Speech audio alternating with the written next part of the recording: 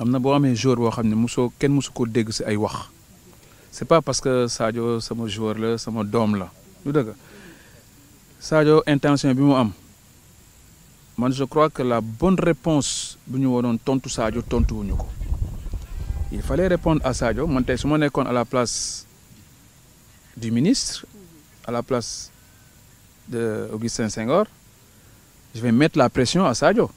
naa ne écoute Sadio li nga wax effectivement on est d'accord avec les joueurs en septembre on va vous mettre un terrain hybride ça coûte 800 000 euros mais par contre nous voulons du beau jeu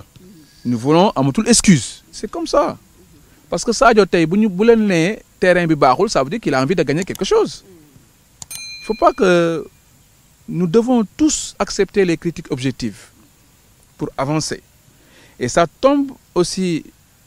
à pic parce que yaa ngi wax affaire chef de l'État qui demande ñu defal ko diagnostic bi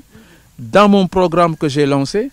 j'ai fait 2 cartes du Sénégal pour montrer les infrastructures existantes au Sénégal donc maintenant la balle est dans leur camp man j'ai un programme déjà avant que chef de l'État tu koy wax lancé naa ko tey bu acteurs yi gisee lépp ci programme bi je pense que nous sommes en phase avec le chef de l'État et c'est l'occasion de remercier le président Macky Sall le fait qu'il a eu la volonté de construire Diamniadio ça il faut saluer ce geste donc bu wax affaire infrastructure parce que aujourd'hui ce que nous devons savoir que le football a un grand pouvoir d'intégration le football a un grand pouvoir de stabilité sociale le football a un grand pouvoir de création d'emploi ñett yooyu bu ko football mënee andi ci réew et que ce football est devenu une économie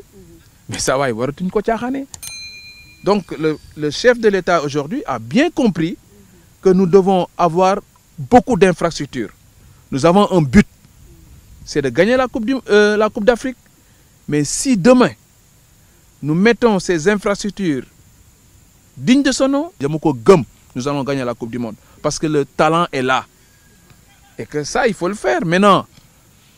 c'est des fois frustrant su may wax damay wax aussi sur plusieurs thèmes quand j'entends que Augustin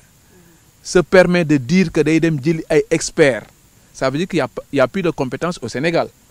cette pelouse-là existe depuis 10 ans changé wul mais loo gis liggéey la Sayer a de bons jardiniers mais pourquoi pas aujourd'hui quand on appelle l'unité bu ñu waree jël expertise dañuy dem bu ñu waree jël expertise dañuy dem à l'extérieur après on nous parle d'unité donc ànduma si mais mettons toutes nos forces il y a la compétence au Sénégal cette compétence elle est là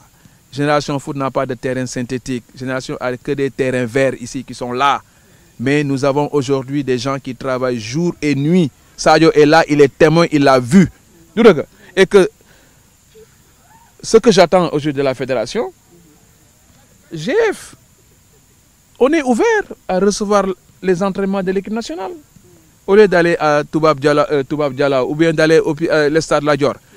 ce que la fédération doit savoir Sadio ne me laisse pas mentir le terrain d'entraînement doit être identique au terrain de compétition quand tu vas à Liverpool Sadio doit se sentir aujourd'hui à Liverpool Gana Gueye doit se sentir aujourd'hui au Paris Saint-Germain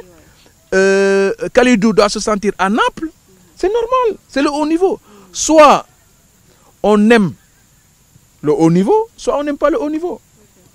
parce que aujourd'hui l'exigence mais moi je vais dire qu'aujourd'hui mais nos joueurs sont très polis hein parce que si c'était d'autres joueurs ñi ma xam auparavant si c'était l'équipe de 2002 ils vont dire carrément jéewuñu mais ñoom joueurs yi waxuñu jéewuñu Sadio wax na ko le haut niveau pour atteindre le haut niveau dafa am y a un canevas bu ñu war a jël man j'en ai fait un métier un président doit savoir le niveau de tonte un président doit savoir qu'est-ce que ça veut dire un plateau médical le bain froid le bain chaud on ne peut pas voir les Sadio quitter l'Europe venir ils ont joué énormément de matchs mais quand ils arrivent et c'est l'occasion de dire Aliou Cissé il est sélectionneur Mais vous croyez qu'Aliou Cissé, il est là pour chercher les petits détails, pour savoir si le terrain est tendu ou pas, ou bien si le terrain est tracé. Mais regardez aujourd'hui, que ce soit aujourd'hui Olivier Pérez, il est exigeant avec ses jardiniers. C'est le haut niveau. Soit on fait du haut niveau, soit on retourne à l'amateurisme. Et dans ce cas-là, ne pensons pas à gagner une Coupe d'Afrique.